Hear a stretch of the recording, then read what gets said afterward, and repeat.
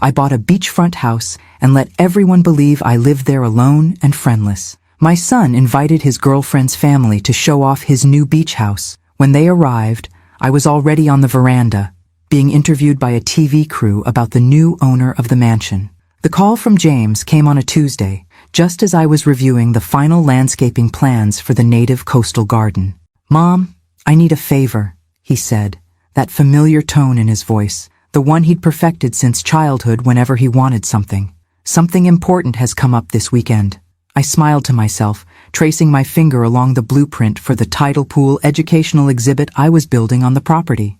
At 58, I'd grown accustomed to my son's emergencies, which typically involved impressing someone with resources that weren't actually his. "What kind of favor, James?" I asked, keeping my voice neutral.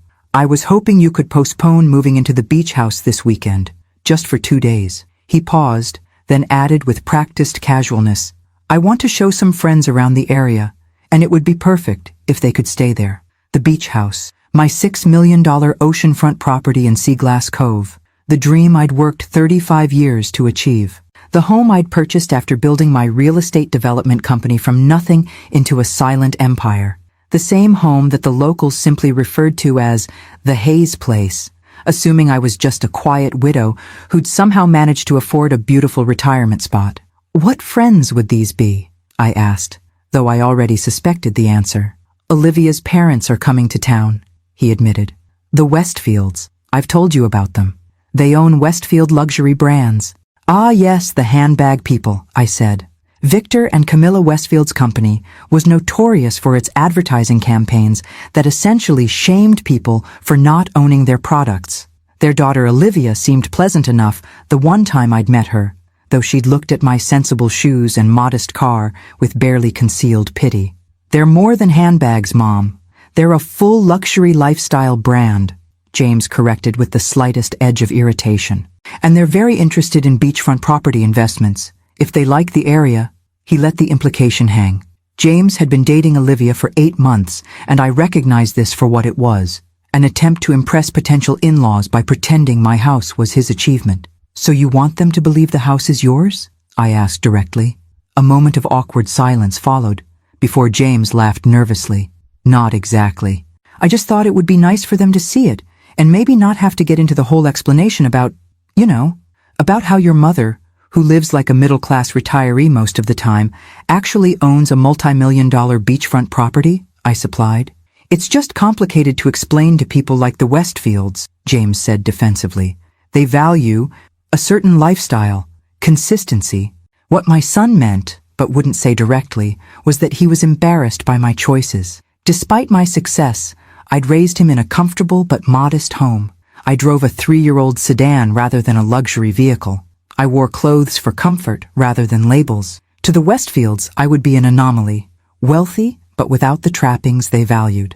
"There's a nice hotel in Oak Ridge Bay," James continued. "I could book you a spa weekend. My treat." I almost laughed at the irony of my son offering to treat me to a hotel stay so he could pretend my house was his. Instead, I thought about the message I'd received just yesterday, a last-minute opportunity that seemed almost providential now. "Actually, I was planning to be out this weekend anyway," I lied smoothly. "You're welcome to use the house." "Really?" The relief in his voice was palpable. "That's perfect. We'll just be there Saturday and Sunday.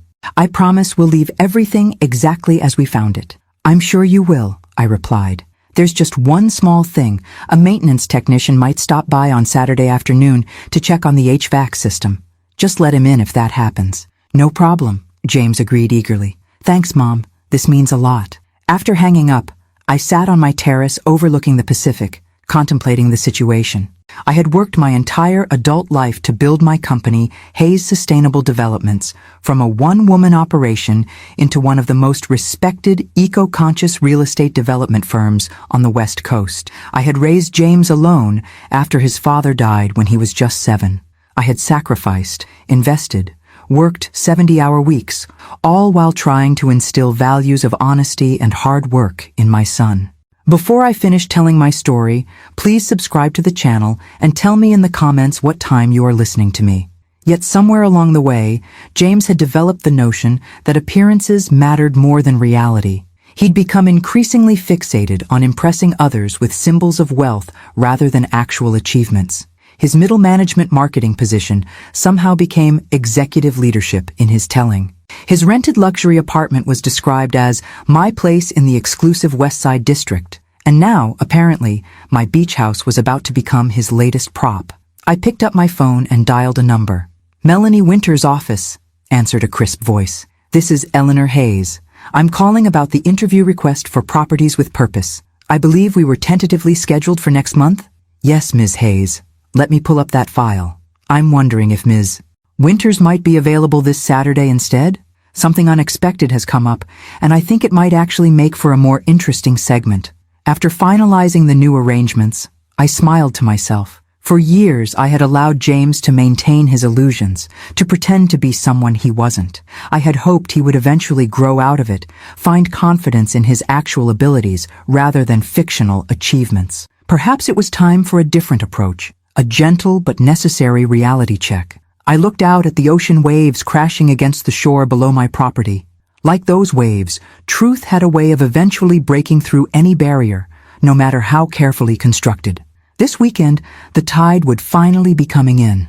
The next 3 days passed in a flurry of activity as I prepared for Saturday's unexpected convergence of events. Melanie Winters and her production team were enthusiastic about the schedule change, particularly when I hinted at the authentic family dynamics that might unfold on camera. They didn't need to know the specifics. The promise of unscripted human interaction was enough to secure their interest. We'll arrive at 10 on Saturday morning to set up, Melanie had confirmed in our follow-up call. The actual interview will begin around 2 in the afternoon. Is that timeline still convenient for you, Eleanor? Perfect, I replied. My son and his guests should arrive around 3. We'll be well into the interview by then. Wonderful. Genuine family reactions always make for compelling television, she said, enthusiasm evident in her voice. And you're comfortable with us capturing whatever happens naturally? I thought about James, about the years of watching him construct elaborate fictions about his life, his accomplishments, his finances, about the increasing distance between us as he chased approval from people like the Westfields. Absolutely, I answered. I think it's time for some authenticity in front of the cameras. Friday evening, I received a text from James. All set for tomorrow. We'll arrive around 3.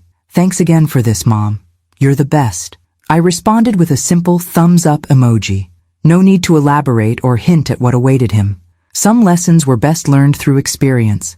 Saturday morning dawned bright and clear, the kind of perfect coastal day that real estate developers and tourism boards dream about. Sunlight sparkled on the azure water visible from every east-facing window of my home. The scent of sea salt and jasmine drifted through the open French doors leading to the main veranda. Melanie's production team arrived precisely at 10, moving with the practiced efficiency of people accustomed to transforming private spaces into temporary studios. They positioned lighting, arranged seating on the expansive veranda to capture the best background of ocean and coastline, and conducted sound tests with minimal disruption. This property is absolutely stunning, Ms. Hayes, said the young production assistant, as she helped me adjust the wireless microphone discreetly inside my linen blouse. The integration of the structure with the natural landscape is remarkable. Thank you, I replied. That was intentional. I wanted the house to feel as though it emerges from the coastline rather than imposing itself upon it. Well, it certainly achieves that, she smiled. Melanie's going to focus a lot on your conservation plans for the property, especially the Marine Education Center you're building. It's exactly the kind of purpose-driven ownership our viewers connect with. By 1:30, hair and makeup were complete, transforming me from my usual natural appearance to a slightly more polished version suitable for television. I'd chosen to wear simple but elegant clothing, a pale blue linen shirt, tailored white pants, and low sandals. No designer labels, no statement jewelry, nothing that screamed wealth. Just quiet elegance and comfort, exactly as I preferred in my daily life. Melanie Winters arrived at 1:45, her presence immediately energizing the space. In person, she was smaller than she appeared on television, but her charisma was even more palpable. Eleanor, it's a pleasure to finally meet you, she said, clasping my hand warmly. I've been fascinated by your approach to development since I first read about Hayes' sustainable developments in that Fortune profile last year. The pleasure is mine, I responded. Though I'm still surprised anyone finds my work television worthy. Melanie laughed, a genuine sound that immediately put me at ease. Are you kidding? A woman who built a development empire focused on environmental sustainability, who lives modestly despite significant wealth, and who's now creating a marine education center for the community. You're exactly the kind of wealth steward we want to highlight. As we settled onto the veranda for the interview, I felt a momentary twinge of guilt about what I was setting up. James would undoubtedly be humiliated. The Westfields would be caught completely off guard. Was this really the best way to address the situation? But then I remembered James's most recent Christmas visit, when he'd spent the entire time making excuses for why I couldn't join his dinner with the Westfields. They're very particular about their social circle, he'd explained awkwardly, and your views on consumerism might make things uncomfortable. My resolve hardened. Sometimes a single moment of uncomfortable truth was kinder than years of enabling delusion. At precisely 2 o'clock, the cameras began rolling. Melanie was a masterful interviewer, beginning with questions about my background and the founding of my company before smoothly transitioning to my philosophy on wealth and success. You've achieved what many would consider exceptional financial success, she noted, yet you've chosen to live relatively modestly until this property purchase. Why is that? I've never equated wealth with objects, I explained. To me, financial success provides freedom and options, not a mandate to consume. This house is my first significant indulgence, and even it serves a greater purpose than mere ownership. We discussed my plans for the property, how part of it would become a marine education center for local schools, how the grounds were being landscaped exclusively with native species to demonstrate coastal conservation, how I'd worked with environmental engineers to ensure minimal impact on the delicate ecosystem. It's fascinating, Melanie observed, especially in today's culture of conspicuous consumption and status signaling, to meet someone who views wealth primarily as a responsibility rather than a license for excess. Money simply amplifies who you already are, I replied. If you value meaningful impact over appearances before wealth, that's unlikely to change after acquiring it. The interview flowed naturally as we walked through various parts of the property. We were back on the main veranda, discussing my late husband and single parenthood, when I heard the distinctive sound of tires on the gravel driveway. That would be my son, I said to Melanie with a small smile. He wasn't expecting me to be home today, and he certainly wasn't expecting a television crew. Melanie raised an eyebrow, instantly sensing the potential for compelling television. Is that so? Well, spontaneous family reunions always make for authentic moments. We continued the interview as voices drifted up from the front of the house. I heard James's animated tone as he presumably gave his grand tour introduction to the Westfields. Wait until you see the view from the main veranda. On clear days like this, you can see all the way to the headlands. Then came the moment I'd been anticipating for 3 days. James rounded the corner onto the veranda, gesturing expansively, flanked by Olivia and her parents. And this is where I spend most of my mornings, just taking in the... He froze mid-sentence, his expression transforming from confident tour guide to stunned disbelief in an instant. His eyes darted from me to the camera crew to Melanie Winters, whom he undoubtedly recognized from television. "Mom?" he managed finally. "What are you... I thought you were..." "Hello, darling," I said pleasantly, rising from my seat. What perfect timing. We're just filming a segment about the house for properties with purpose. Come join us and bring your friends. The cameras captured every moment of his speechless confusion, and behind him, the slowly dawning comprehension on the faces of Victor and Camilla Westfield that something was very, very wrong with the narrative they'd been sold. "James!" Melanie exclaimed, professional enough to seamlessly incorporate this unexpected development into our interview. What perfect timing. Eleanor was just telling us about her vision for this remarkable property. I'd love to get your perspective as well. James stood frozen, his mouth opening and closing like a fish out of water. Behind him, the Westfields exchanged confused glances, while Olivia's eyes darted between her boyfriend and me, putting pieces together in real time. I thought you were away this weekend, James finally managed, his voice unnaturally high. Change of plans, I replied calmly. When Properties with Purpose called about featuring the house, I couldn't pass up the opportunity.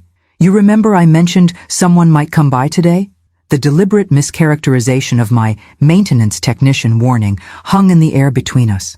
James's face flushed deep red as understanding dawned that I had known and planned this encounter.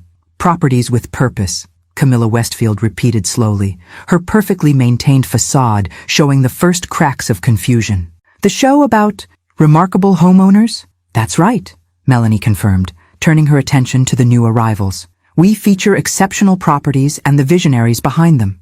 Eleanor's sustainable oceanfront development is exactly the kind of mindful luxury we love to highlight. Eleanor's development, Victor Westfield said flatly, his gaze hardening as it shifted to James. I felt a momentary pang of sympathy for my son, but pressed forward. James, why don't you introduce me to your friends properly?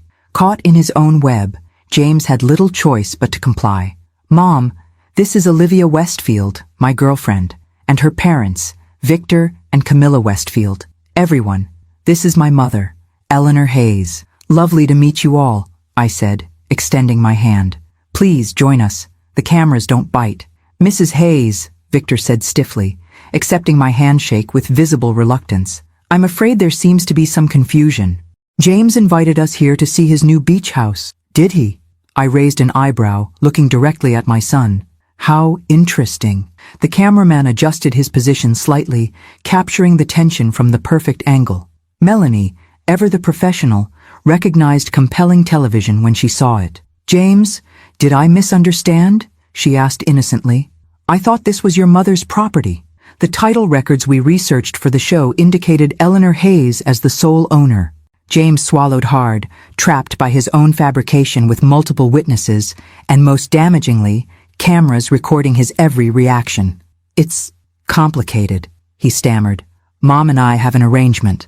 What arrangement is that? I asked, genuinely curious what explanation he would invent on the spot. Olivia stepped forward, her designer sundress and carefully arranged hair suggesting she'd dressed for a very different kind of day than the one unfolding. James told us he purchased this property last month, she said directly. He mentioned you might be staying here occasionally as his guest. The audacity nearly made me laugh. My own home, reduced to a place where I might be permitted to, occasionally, stay? The son I'd raised, claiming credit for my life's achievement? I see, I replied, keeping my voice level. That certainly would be an arrangement if it were true. Mom, James began, but I held up my hand. Let me clarify for everyone, I said, addressing not just the Westfields, but also the cameras. I purchased this property 6 months ago after selling my controlling interest in Hayes Sustainable Developments, the company I founded 35 years ago. It represents not just a home for me, but the cornerstone of my next chapter, creating a marine education center for local schools and demonstrating sustainable coastal living. Melanie, sensing the perfect segue, jumped in. Which brings us back to what we were discussing before your guests arrived. Eleanor, you mentioned allocating part of the property for public education access. Could you elaborate on that vision?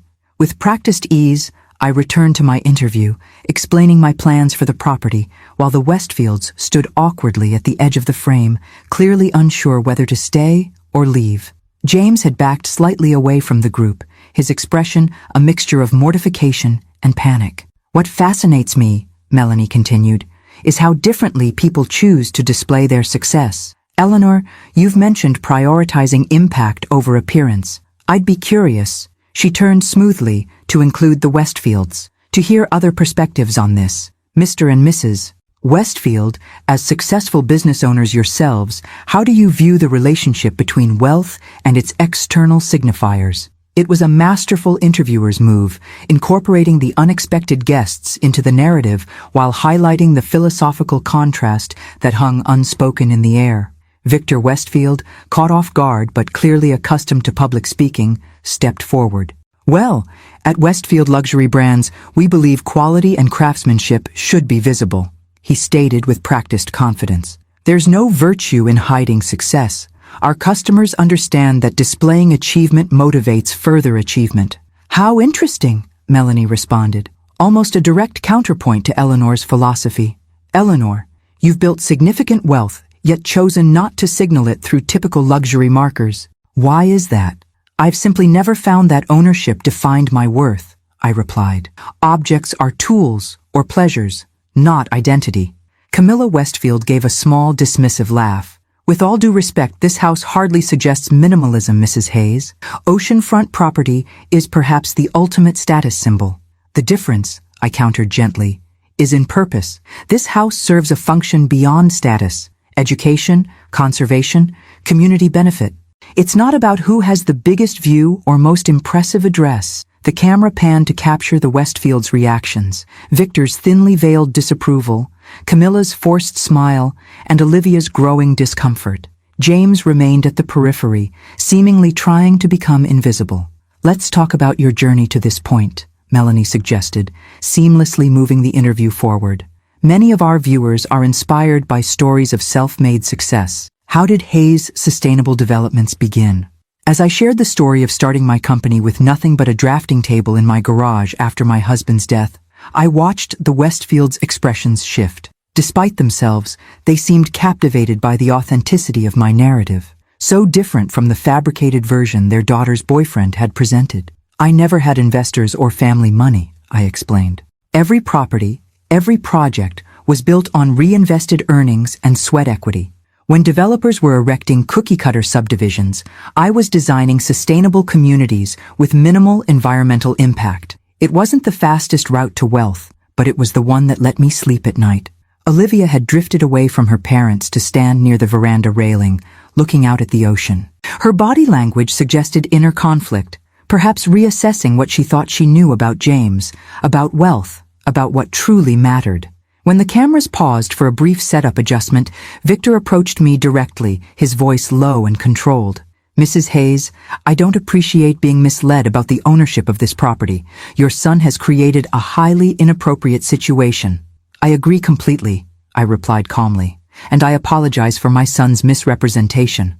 But I'm curious, would you have viewed him differently if you'd known the truth about his circumstances? The question hung between us, uncomfortably direct. Victor's expression hardened, but before he could respond, the cameras were rolling again, and we all resumed our positions for the next segment of what had become a very different kind of interview than anyone had anticipated. When Melanie called for a 15-minute break, the atmosphere on the veranda crackled with tension.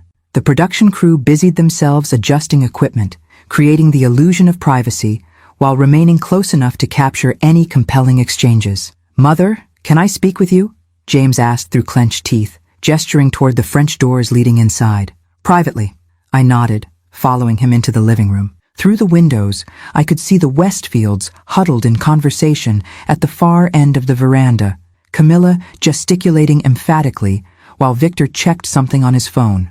Once inside, James rounded on me. "What the hell are you doing?" he hissed. "You deliberately set me up to look like a fool." "Did I?" I kept my voice calm. "I simply agreed to an interview about my home. You're the one who claimed it belonged to you. You knew exactly what would happen. You could have warned me, like you warned me about bringing the Westfields here under false pretenses," I countered. "About presenting my life's work as your latest acquisition?" James ran a hand through his carefully styled hair, disheveling it in frustration. "You don't understand. The Westfields are important. Olivia is important to me. I needed to impress them." "With lies?" I asked quietly. "Is that really the foundation you want to build a relationship on?" "It's not that simple," he insisted. "They value certain things: success, achievement, status. And you thought the only way to demonstrate those was by pretending to own something you don't? Look who's talking," he shot back. "You've been playing down your success my entire life, living in that modest house in the suburbs when you could afford much better, driving ordinary cars, acting like we were just comfortable when all along you were—" He gestured expansively at the oceanfront mansion around us, capable of this. His words revealed the heart of his resentment, a perspective I hadn't fully appreciated until now. In his mind, I had been the one concealing reality, denying him the status markers he craved. "I never hid my success from you, James," I said carefully. "I simply chose not to define myself by possessions. There's a difference between modesty and deception." "Well, your modesty made me look like a liar in front of my girlfriend's parents," he snapped. What am I supposed to tell them now? The truth might be a refreshing start, I suggested. That you're a talented marketing manager building your career legitimately, that you don't need to invent accomplishments to be worthy of respect. He laughed bitterly. You really don't get it. In their world, in Olivia's world, being on your way up isn't enough. You either matter or you don't. And if that's truly how they measure human worth, I asked gently, are they people whose approval you should be seeking? Before he could answer, the French doors opened, and Olivia stepped inside, her expression unreadable. Sorry to interrupt, she said stiffly. My parents are asking whether we should leave or continue with this interview situation. James looked panicked. Olivia, I can explain. Can you? She interrupted, her voice tight.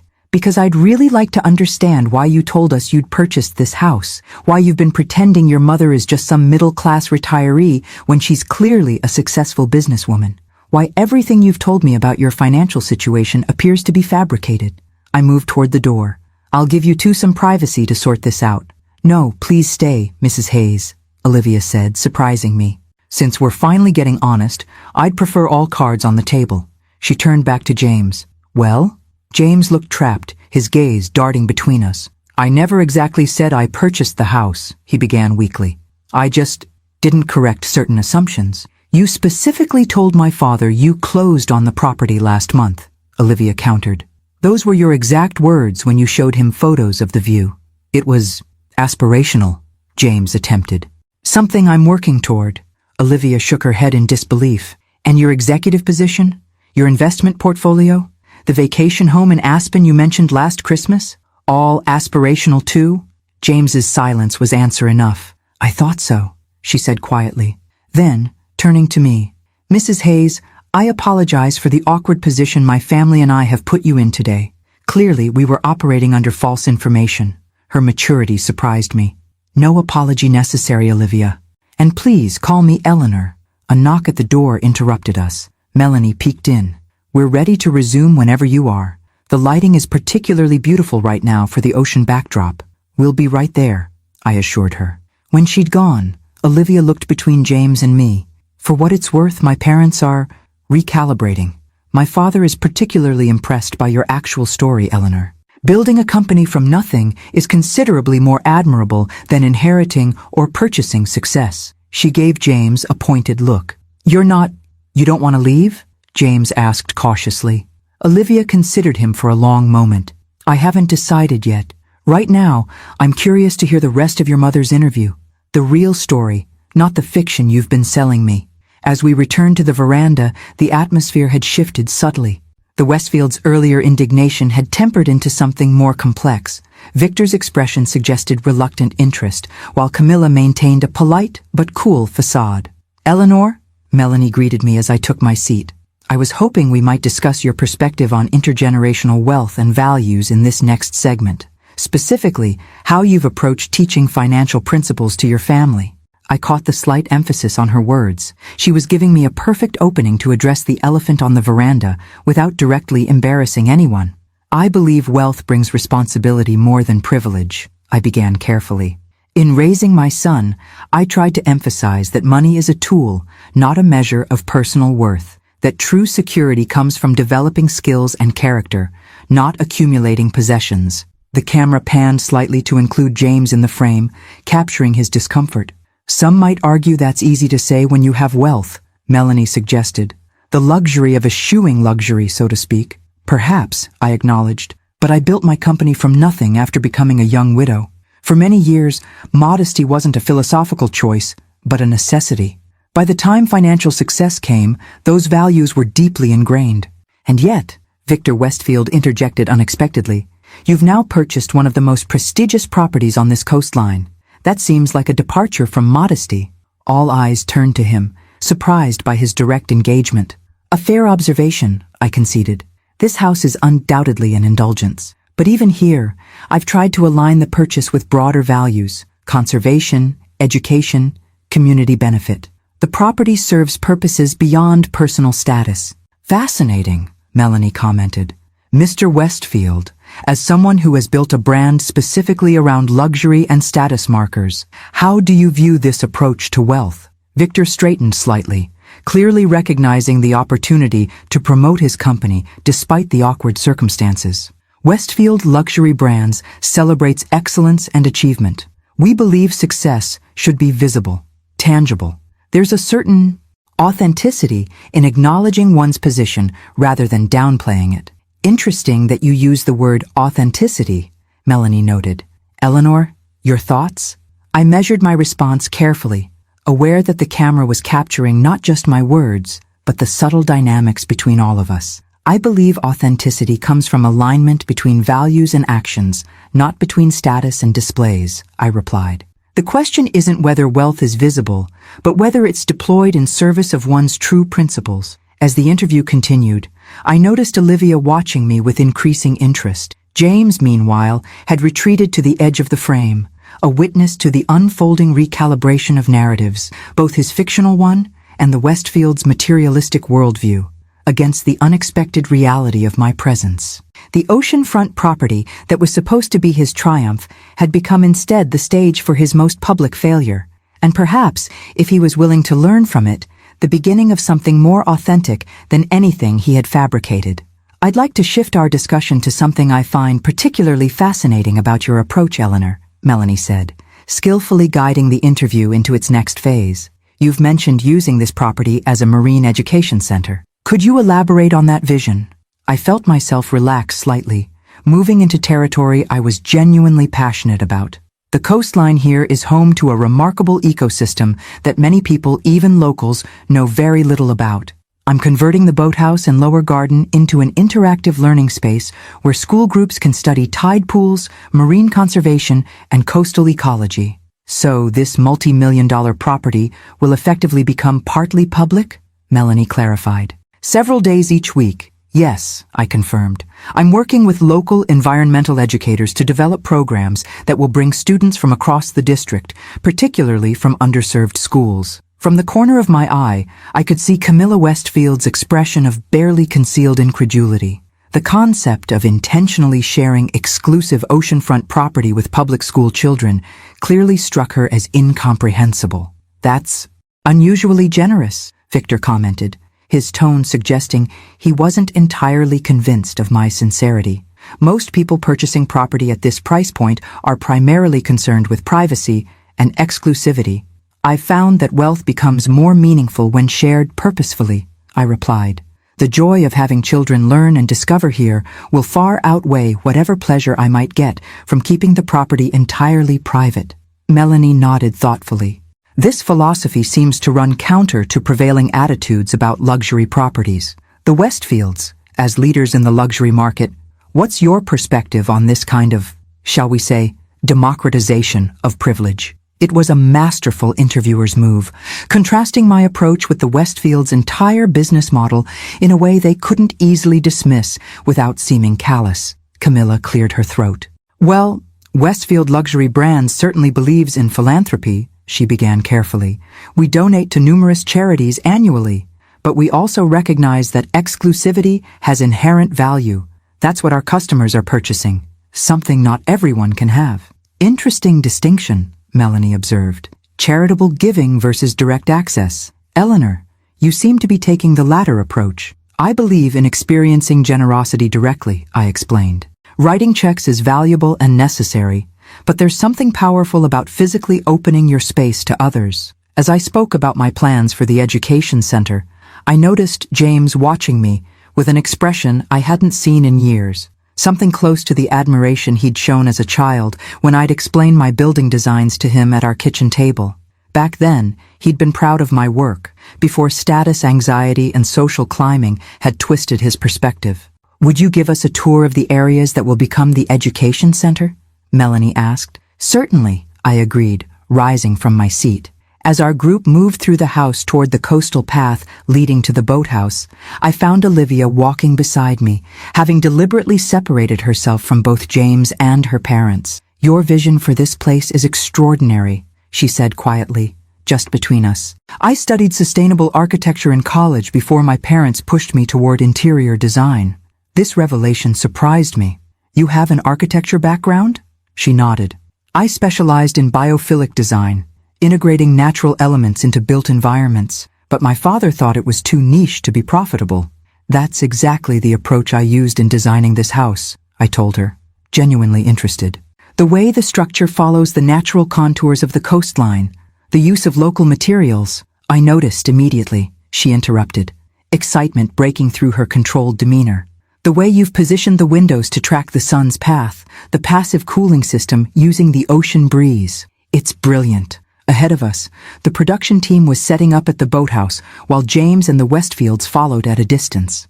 This momentary privacy gave me an opportunity to see Olivia as an individual, separate from her parents' materialistic values and James's deceptions. What would you do if you could design freely, without concern for what others think is appropriate? I asked her. She considered this seriously. I'd focus on creating spaces that heal the disconnect between humans and nature, buildings that teach their inhabitants to live more harmoniously with the environment. A wistful smile crossed her face. Exactly what you're doing here, actually. It's never too late to pursue that, I suggested gently. Perhaps, she murmured, her gaze drifting toward James, who was now engaged in what appeared to be a tense conversation with her father. At the boathouse, I explained my plans for converting the space into learning stations where children could examine marine specimens, conduct simple experiments, and learn about ocean conservation. The camera captured my enthusiasm as I showed preliminary sketches of the redesign. The most exciting feature will be the guided tide pool explorations, I explained, leading everyone down the wooden steps to the rocky shoreline below the property. This stretch of coastline has some of the most diverse tide pool ecosystems in the region, but it's typically inaccessible because of private property restrictions. As we carefully navigated the rocks, I pointed out starfish, sea anemones, and tiny crabs visible in the shallow pools. The camera operator captured close-ups of the miniature marine world, while Melanie asked thoughtful questions about conservation efforts. I noticed Victor Westfield had remained at the top of the stairs, apparently unwilling to risk his expensive loafers on the wet rocks. Camilla had ventured halfway down, but stood at a distance, looking uncomfortable in her impractical footwear.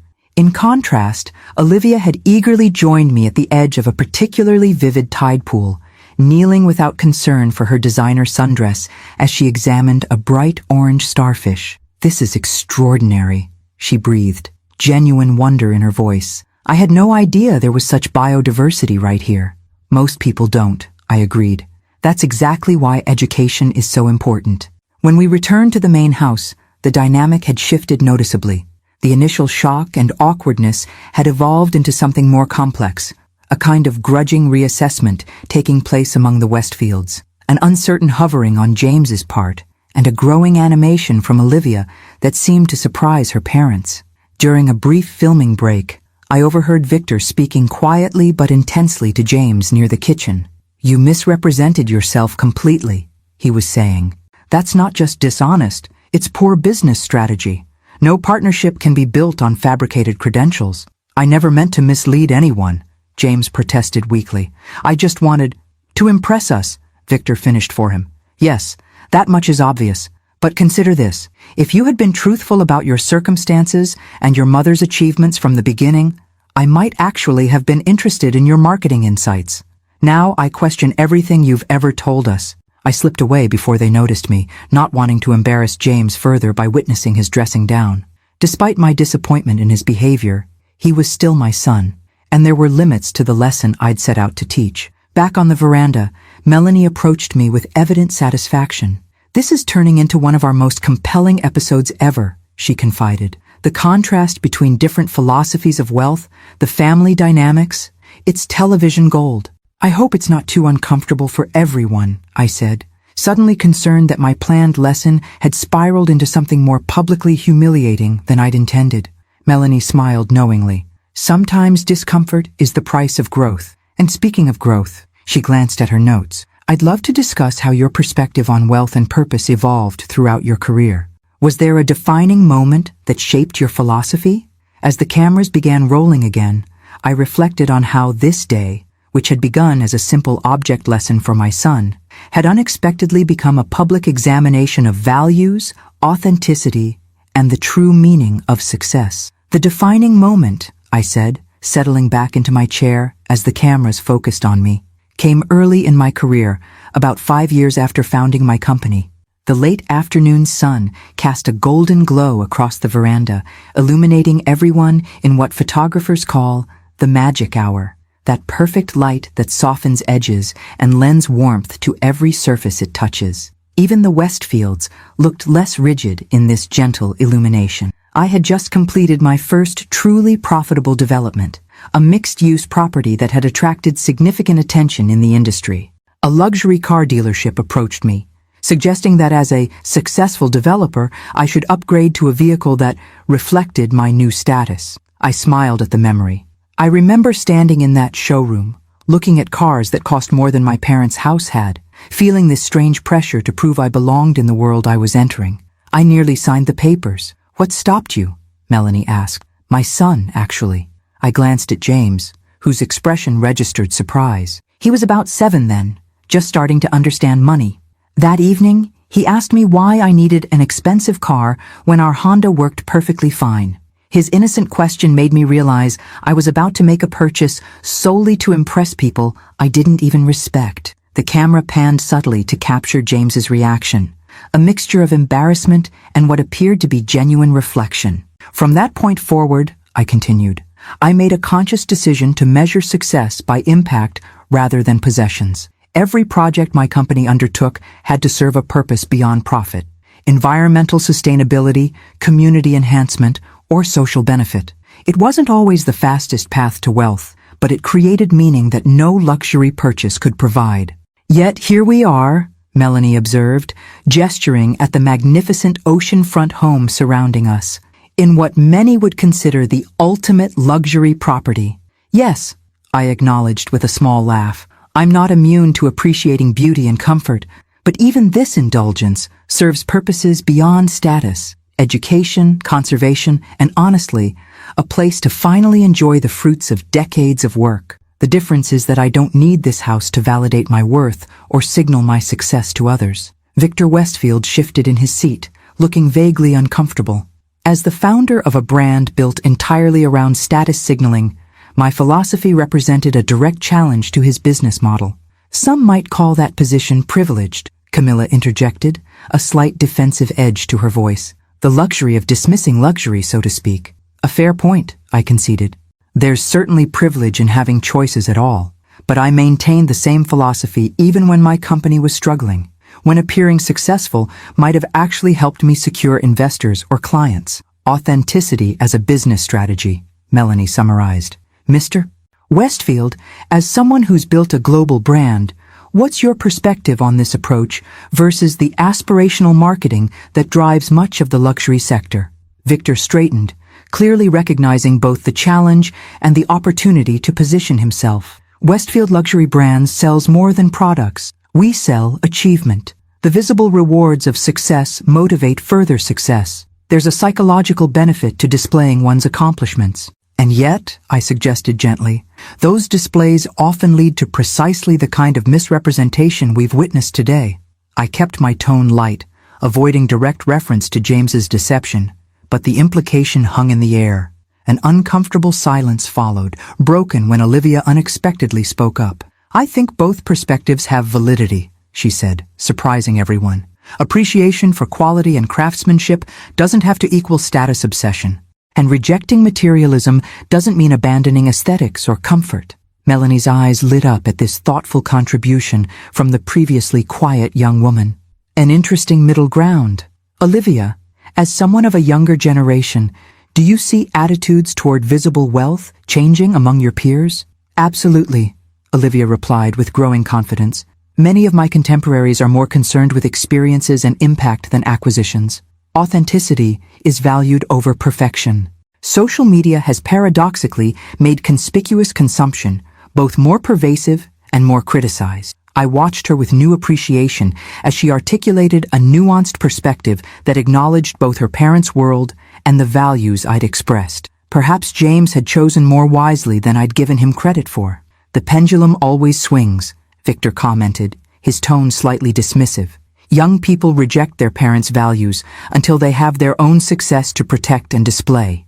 Or perhaps, Olivia countered with unexpected firmness, we've simply recognized that measuring worth through possessions is ultimately hollow. She glanced at James. particularly when those possessions aren't even truly yours. The pointed comment landed like a stone dropping into still water, creating ripples of reaction across everyone present. James flinched visibly, while Camilla's eyebrows rose in surprise at her daughter's directness. Melanie, ever the skilled interviewer, recognized the perfect moment to shift direction. Eleanor, this brings us to something I'm particularly curious about. How do you balance privacy with purpose when opening your home for educational programs, especially in a property of this caliber? Grateful for the redirection, I detailed the practical aspects of the Marine Education Center, the separate access points, the scheduled programs, the balance between private living space and educational areas. As I spoke, I noticed James had moved to the edge of the veranda, staring out at the ocean with an expression I couldn't quite read. When the cameras paused again for a brief equipment adjustment, he approached me hesitantly. "Can we talk for a moment?" he asked quietly. I nodded, following him to a relatively private corner of the veranda. "I've been thinking about what you said earlier," he began, his voice uncharacteristically subdued, "about building relationships on truth rather than fabrications." "Yes?" I encouraged when he paused. "You were right." The admission seemed difficult for him. "I've spent so long trying to project an image that I've lost track of who I actually am and what I've actually accomplished." His sincerity surprised me. I had expected defensiveness, perhaps even continued justification for his deceptions. This glimpse of self-awareness was unexpected. "The ironic thing," he continued with a hollow laugh, "is that I've been so busy trying to impress the Westfields with things I don't own that I never bothered to find out that Olivia and I might actually share values I didn't know I had." I followed his gaze to where Olivia stood, animatedly discussing something with Melanie, her genuine enthusiasm visible in her gestures and expression. "She's talking about sustainable architecture," James said. "Did you know that was her passion before her parents pushed her toward interior design?" I didn't. I was too busy pretending to own beachfront property to actually learn about the woman I'm dating. The self-recrimination in his voice touched me. "It's not too late to start over with honesty," I suggested gently. "Maybe." He didn't sound convinced. "Though after today's humiliation, I doubt the Westfields will allow their daughter anywhere near me." Before I could respond, Melanie called us back to resume filming. As we returned to our positions, I noticed Victor Westfield studying me with an expression I couldn't quite interpret. Something between calculation and grudging respect. Whatever lesson I had intended to teach today had clearly developed in unexpected directions, affecting not just James, but everyone present in ways I hadn't anticipated.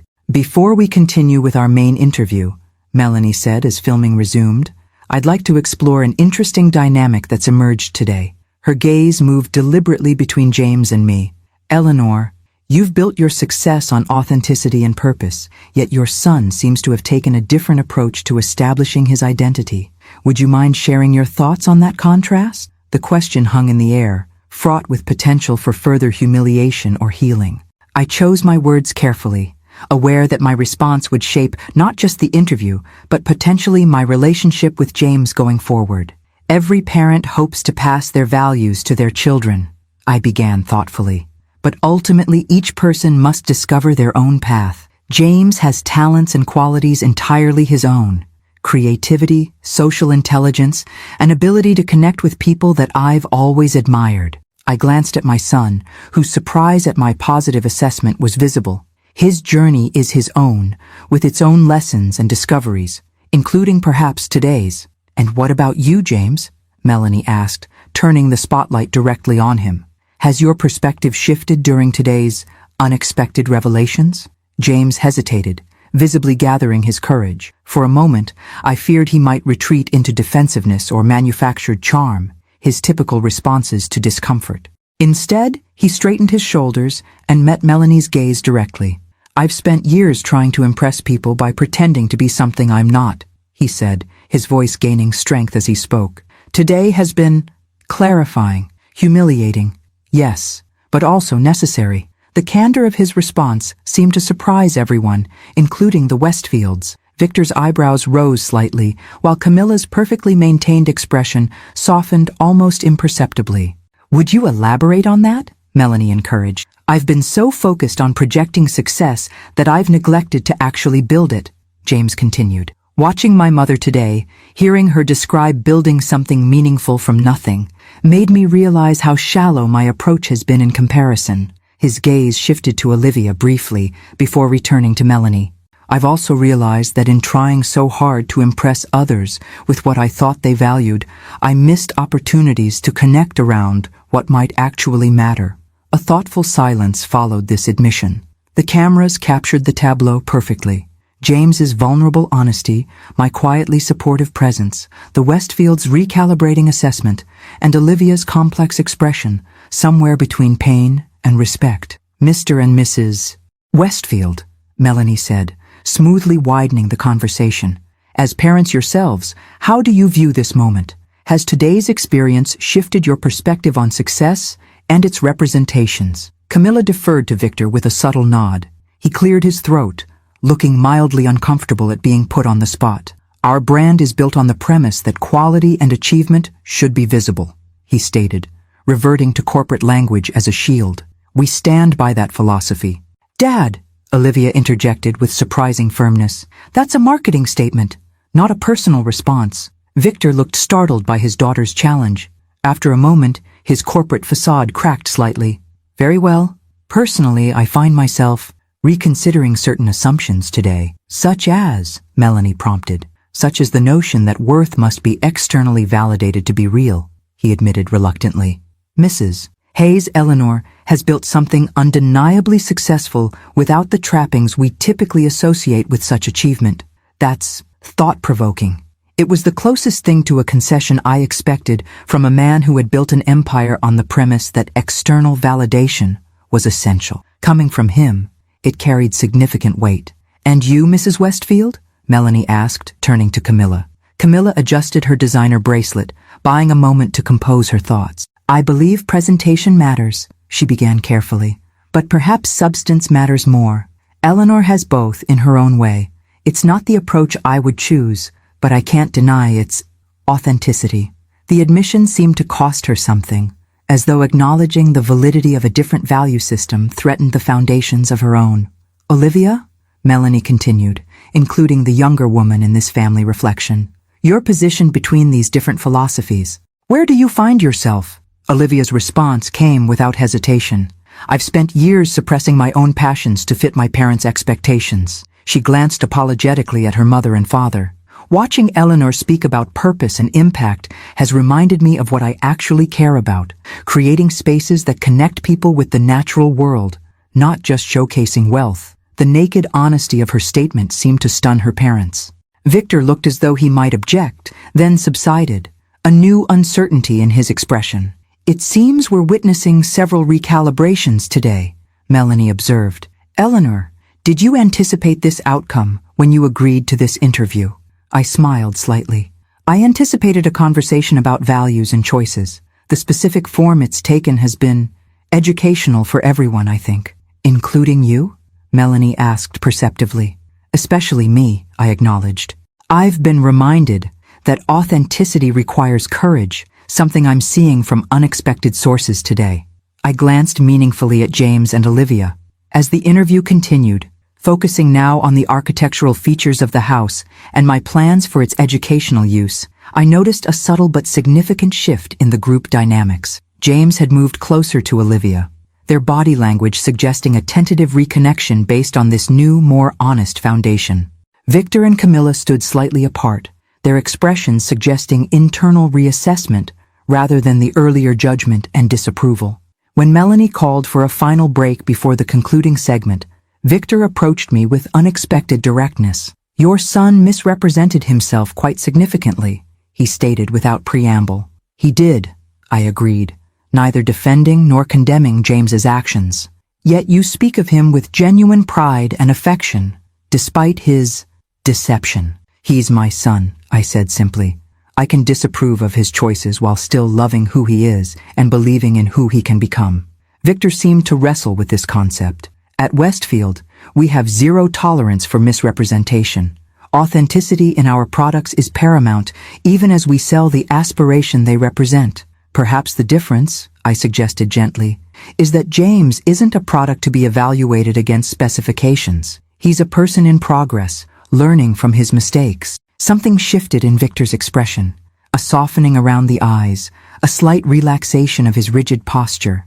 "Olivia seems quite taken with your approach to architecture and environmental education," he said, changing the subject abruptly. "She's knowledgeable and passionate about sustainable design," I confirmed. "You've raised a thoughtful young woman with genuine talent." "We may have misdirected that talent," he admitted, with visible difficulty. "Camilla and I believed interior design offered more security and status than environmental architecture. It's not too late for her to pursue her true interests," I pointed out. Victor glanced to where Olivia was examining the sustainable materials used in my veranda construction, her animation obvious even from a distance. "No," he said quietly. "Perhaps it isn't." As the sun began its descent toward the horizon, bathing the oceanfront property in spectacular orange and pink hues, I realized that this day, begun as a simple lesson for my son, had catalyzed unexpected reconsiderations for everyone present, including myself. The final segment of the interview took place as the sun began to set, casting long golden rays across the veranda and transforming the ocean into a shimmering canvas of orange and violet. Melanie had positioned us perfectly to capture this spectacular backdrop, the natural beauty emphasizing my points about preserving the coastal environment. "As we conclude our conversation," Melanie said, "I'd like to discuss the future. Eleanor, what do you envision for this property and your conservation efforts 5 years from now?" I outlined my vision for the Marine Education Center, the native plant restoration along the bluffs, and the research partnerships I hope to establish with local universities. As I spoke, I noticed Olivia listening with rapt attention, occasionally nodding in agreement or leaning forward when I mentioned particular ecological approaches. "That's an ambitious agenda," Melanie observed. "Will you manage these initiatives personally?" "Initially, yes," I confirmed, though I hope to eventually build a team of passionate environmentalists and educators who share this vision. The right people with the right expertise could expand these programs far beyond what I might accomplish alone. Melanie turned slightly to include the others in the frame. "This seems like an appropriate moment to widen our conversation. Today has been unexpected for everyone. Before we conclude, I'd like to hear final thoughts from each of you about what you're taking away from this experience." She gestured toward James first, giving him the opportunity to reframe his narrative. He took a deep breath. "I came here today planning to impress people with things that weren't mine. Not just this property, but achievements and status I haven't earned." His voice grew stronger as he continued. "What I'm taking away is the understanding that genuine accomplishment requires more than appearances. My mother built something real and meaningful. That's the example I should have been following all along." "Olivia?" Melanie prompted. "I'm reconsidering what success actually means," she said thoughtfully. "I've spent years suppressing my passion for sustainable design because it didn't fit certain expectations of prestige or profitability. Today has reminded me that meaningful impact matters more than impressive titles or socially approved career paths." Her parents exchanged glances at this declaration, but remained silent as Melanie turned to them next. "Mr. and Mrs. Westfield, as leaders in the luxury sector, has today's discussion challenged any of your assumptions about wealth and its presentation?" Camilla spoke first, surprising everyone. "I've built my life around certain certainties," she said carefully. "That quality must be visible. That achievement deserves display. That refinement sets one apart." She glanced around the elegant yet understated space I'd created. "Today has suggested there might be other approaches equally worthy of respect." Victor nodded, adding, "In business, we're taught that perception often matters more than reality. Eleanor has demonstrated that authentic substance can be more powerful than carefully curated appearances." He straightened slightly, reverting to his more formal demeanor, "though I maintain that there's nothing wrong with quality being visible when it's genuinely present." "A balanced perspective," Melanie acknowledged before turning back to me. "Eleanor, final thoughts?" The camera focused on me as I considered my response. "I believe we all create narratives about success, what it looks like, how it's measured, what it requires. Today has reminded me that those narratives need regular examination. Are they serving our true purpose? Are they aligned with our actual values? Or have they become constraints rather than guides?" I glanced at James, adding, "I'm also reminded that we all make mistakes in how we present ourselves to the world. The question isn't whether we stumble, but how we recover and what we learn from those moments. Beautiful, Melanie said with genuine appreciation. Thank you all for what has been one of our most illuminating episodes. She turned to address the camera directly for her closing statement. From Seaglass Cove, this is Melanie Winters for Properties with Purpose, reminding you that our spaces reflect not just our taste, but our values and vision for the world we wish to create. And cut, called the director. That's a wrap. Absolutely fantastic material, everyone. As the production team began dismantling equipment and packing up cameras, an awkward silence fell over our group. The artificial structure of the interview had provided a framework for our interactions. Without it, the raw reality of what had transpired hung in the air between us. James approached me first, his expression a mixture of contrition and uncertainty. "Mom, he began, then stopped, seeming to struggle for words. "I'm sorry for all of this, for trying to claim your achievements as mine, for being embarrassed by your choices instead of proud of what you've built." The simple apology touched me more deeply than I'd expected. "Thank you," I said quietly. Though this probably wasn't the gentlest way to teach that lesson, a faint smile crossed his face. Subtlety has never been my strong suit. Apparently, I come by that, honestly. He glanced around at the retreating film crew. Though I never imagined my comeuppance would be quite so public. "If it helps," I offered, "the episode won't air for several weeks. Plenty of time to prepare your friends for the revelation that you don't actually own oceanfront property." His wince suggested this consideration hadn't yet occurred to him. "Right, that's going to be awkward. Or liberating," I suggested. "Authenticity usually is, eventually." Our conversation was interrupted by Olivia joining us, her expression determined despite obvious nervousness. "Mrs. Hayes, Eleanor," she began, "I want to apologize for my part in this situation. I should have questioned James more thoroughly instead of simply accepting his claims." "You believed someone you cared about," I replied gently. "That's not a character flaw."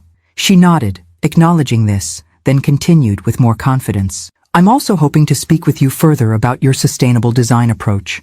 Your integration of native landscaping with the architectural elements is exactly what I focused on in my thesis project." Her genuine enthusiasm was impossible to miss, a stark contrast to the polished social performance she'd initially presented.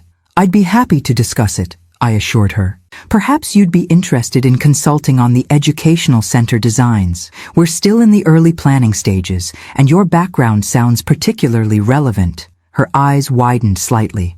"I'd be honored," she said, a new animation entering her voice as she began describing some initial thoughts about the space. As they talked, I noticed Victor and Camilla observing from a distance, their expressions complex. Victor caught my eye and approached, his wife following a step behind. "This has been an illuminating afternoon," he said, his corporate polish slightly diminished by genuine uncertainty. "Not at all what we expected when James invited us to see his beach house. Life rarely matches our expectations," I observed. "Sometimes that's for the best." "Perhaps," he acknowledged. "Your son's methods were questionable, but I'm beginning to suspect his judgment in other areas might be sound." His gaze shifted meaningfully to where Olivia was now animatedly discussing design concepts with James. Her previous reserve completely vanished. "She hasn't shown this much passion for anything in years," Camilla added quietly. "Not since we convinced her to pursue interior design instead of that environmental architecture program she wanted." The admission revealed more about their family dynamic than perhaps she'd intended. I chose my response carefully. It's never too late to reconsider our paths. For any of us. As the evening light faded into dusk, what had begun as a deliberate lesson in humility had transformed into something far more nuanced, a recalibration of values and expectations for everyone involved, including myself. 2 weeks passed before I heard from James again. During that time, I divided my attention between finalizing plans for the Marine Education Center and fielding excited calls from Melanie about the episode's editing progress. According to her, the network executives were thrilled with the unexpected family drama and authentic emotional journeys captured on camera. "They're calling it our most compelling episode yet," she informed me during our latest call. The contrast between different philosophies of wealth, the real-time recalibrations of relationships, it's exactly the kind of meaningful content we aim for. I'm glad something positive came from what was frankly an awkward situation for everyone, I replied, still slightly uncomfortable with how public our family drama would soon become. That's the beauty of it, Melanie insisted. The awkwardness evolved into genuine reflection. Those moments of truth are television gold. After we hung up, I wandered onto the veranda, coffee in hand, contemplating how differently the day had unfolded from my expectations. I had intended a simple lesson for James, a necessary but controlled revelation of his deception. Instead, it had spiraled into something far more complex, affecting not just my son, but the Westfields as well, revealing truths none of us had fully acknowledged. The sound of tires on the gravel driveway interrupted my thoughts. Through the coastal pines, I glimpsed James's car pulling up, alone, without the Westfields or Olivia accompanying him. I met him at the front door, uncertain what to expect. His expression was serious, but calm as he greeted me. "Hey, Mom. Got time for a coffee and conversation?" "Always," I assured him, leading him to the kitchen where I poured him a cup. We settled at the breakfast nook overlooking the garden, a moment of silence stretching between us before James finally spoke. "I've been doing a lot of thinking since that day," he began, his fingers tracing the rim of his mug, "about why I felt the need to present myself as something I'm not, about what I actually value versus what I thought I should value.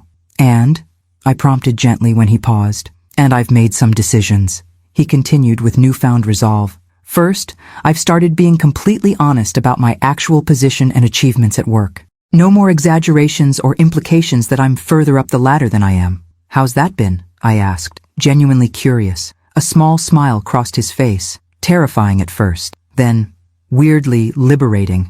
"Turns out most people don't actually care what my title is as long as I do good work." "Imagine that," I commented mildly, hiding my pleasure at this realization. "Second," he continued, "I've decided to redirect my career path. The marketing work I've been doing, it's fine, but it's not what I'm passionate about." He hesitated, then added, "I've applied for an MBA program with a focus on sustainable business development. If I'm accepted, I'd start next fall." This revelation surprised me. "That's a significant change. What prompted it?" "Watching you talk about your work," he admitted. "Seeing the genuine fulfillment you get from creating developments with purpose beyond profit. I want that kind of satisfaction from my career." I felt a warmth spread through me at his words. Despite my unconventional method, perhaps the lesson had served its intended purpose after all. "What about Olivia?" I asked carefully. After everything that happened, James's expression softened. "That's actually the most unexpected development." He set down his coffee mug. "We're still together, but something fundamental has changed between us. Once we both dropped the pretenses, we discovered we actually connect on deeper levels than social climbing and status symbols." "I'm glad to hear that," I said sincerely. She seemed to have depth that her parents' influence had somewhat submerged. "You don't know the half of it," James replied with a genuine smile. "Since your interview, she's been in intense discussions with her parents about returning to her original passion for sustainable architecture. Victor and Camilla are actually considering funding a new division of their company focused on eco-luxury development, with Olivia potentially leading the design team." This news genuinely surprised me. "That's not the outcome I would have predicted from the Westfields." "Me neither," James agreed. "But apparently your interview affected Victor more than he initially let on.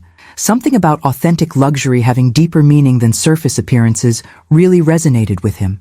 He's been researching sustainable luxury markets and found there's significant untapped potential there, converting a revelation into a business opportunity," I observed with wry amusement. "Very on brand for Victor." "Exactly," James laughed. "But the interesting thing is, this might actually allow Olivia to align her true interests with the family business instead of suppressing them."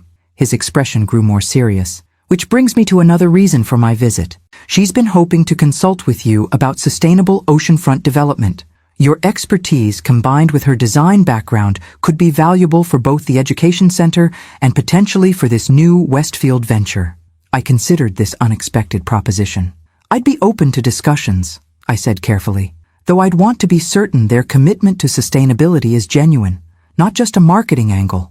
"That's fair," James acknowledged. "Olivia feels the same way, actually. She doesn't want to compromise environmental principles for profit margins. She sounds increasingly like someone I'd enjoy working with, I noted, pleased by this evolution. James hesitated, then added, "There's one more thing you should know. The episode of Properties with Purpose is scheduled to air in 3 weeks." I nodded, having already been informed by Melanie. "Are you concerned about that?" "I was," he admitted. "The thought of everyone seeing me exposed as a fraud was terrifying." He straightened slightly. "But I've decided to host a viewing party.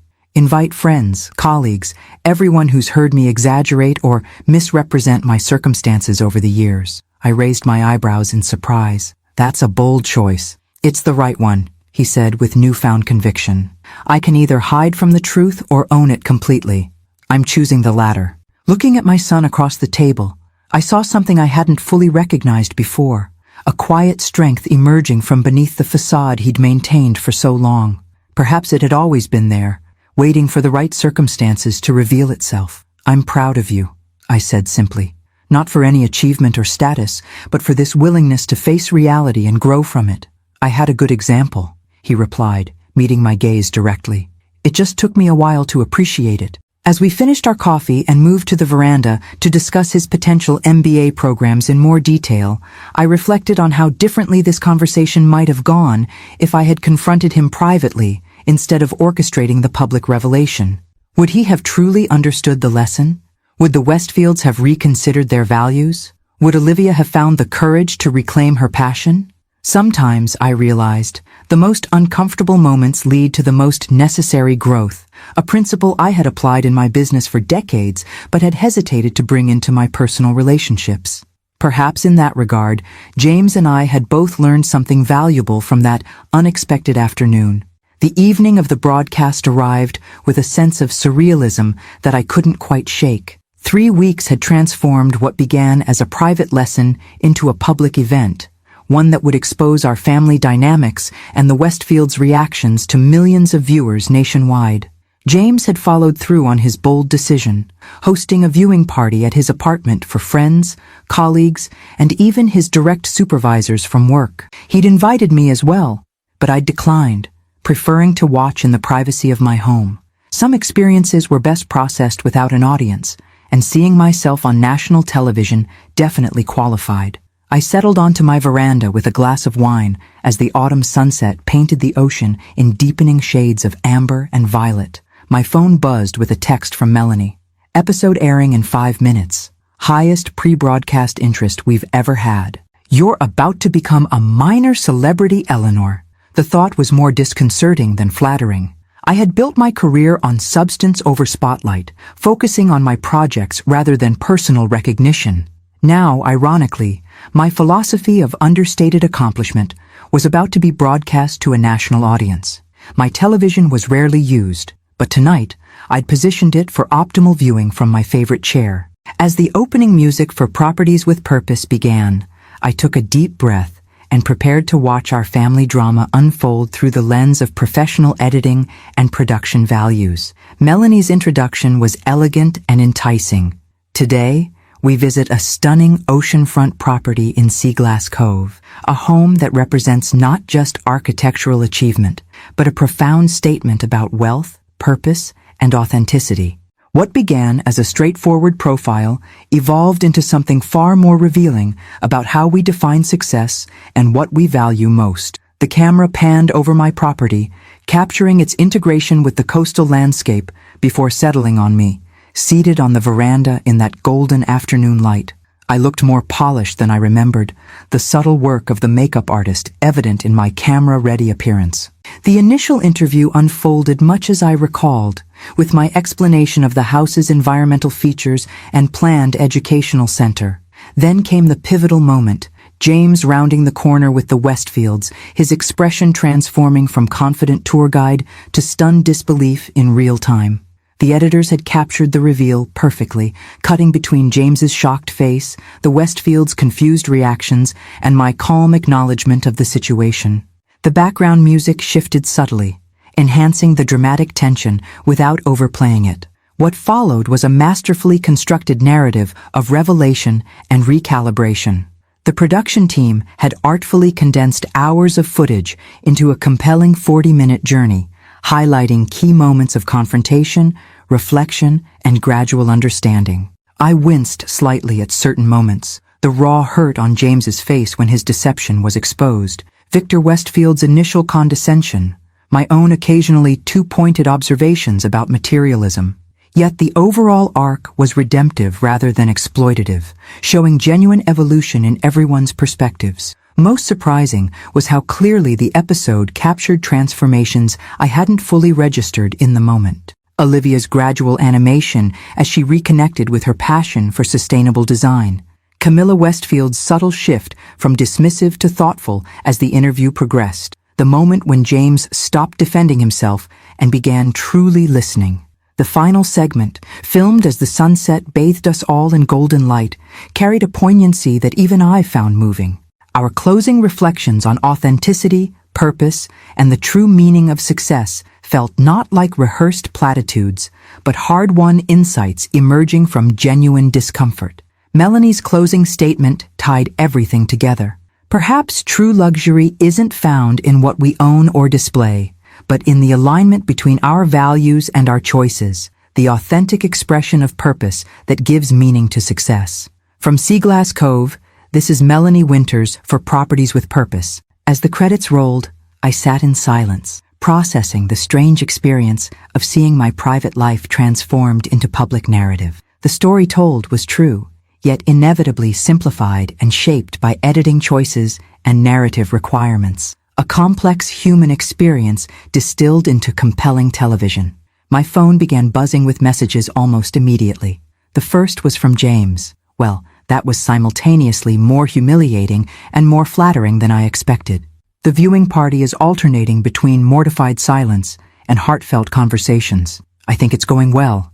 I smiled at his uncertainty, imagining the scene at his apartment, colleagues and friends witnessing his most vulnerable moment, followed by his genuine growth. It was either an act of remarkable courage or spectacular miscalculation, perhaps both. The next message came, surprisingly, from Victor Westfield. Eleanor, having now seen the final edit, I must acknowledge the episode captured something valuable. Our discussions since that day have led to significant reconsiderations, both personal and professional. Camilla and I would appreciate an opportunity to continue our conversation about sustainable luxury concepts, if you're amenable. Before I could respond, another text arrived from Olivia. The episode just finished airing. My parents' phones are exploding with reactions from their social circle. Some confusion, some criticism, but also surprising support for the authentic luxury concept Dad's been exploring. And I've already received 3 inquiries about sustainable design consultation. Would still love to discuss potential collaboration on your education center when you're ready. The messages continued arriving, from former colleagues, industry acquaintances who recognized me, friends who hadn't realized the full scope of my achievements. The quiet, purpose-driven life I'd cultivated was suddenly illuminated by unexpected attention. I stepped away from my phone to refill my wine glass, taking a moment on the veranda to absorb the night air and collect my thoughts. The ocean stretched dark and limitless before me, a reminder of perspective. This momentary visibility, whether welcome or not, was just that, momentary. What would endure were the real-world impacts of my work, the education center under development, the environmental protections I'd established, and perhaps, most significantly, the transformed understanding between my son and me. As if summoned by my thoughts, a final text arrived from James. Party's winding down. People are leaving with a lot to think about. So am I. Thank you for the hardest, most important lesson I've ever received. I've spent years trying to impress others by pretending to be something I'm not. Tonight helped me finally understand that the only lasting impression worth making comes from genuine accomplishment and authentic purpose. I think I'm ready to build something real. Maybe tomorrow we could talk more about those MBA programs? I smiled as I typed my response. My door is always open. No pretenses needed. Setting down my phone, I looked out at my oceanfront home. The home I'd purchased after decades of meaningful work. The home that would soon welcome schoolchildren to learn about marine conservation. The home that had unexpectedly become the setting for a different kind of education altogether. The house I had bought and allowed others to believe I lived in alone and friendless had become, through an unexpected chain of events, the catalyst for new connections, recalibrated values, and deeper understanding. Not just for James or the Westfields, but for me as well. Sometimes I reflected, the greatest purpose a possession can serve is to remind us of what truly matters. Not the possession itself, but the authenticity, impact, and relationships it makes possible. I raised my glass to the night sky, offering a silent toast to unexpected lessons and new beginnings. The credits had rolled on our televised story, but the real narrative of growth, purpose, and authentic connection was just beginning its most interesting chapter. Thank you very much for listening. Please leave a comment with a rating from 0 to 10, subscribe to the channel, and share this story with a friend.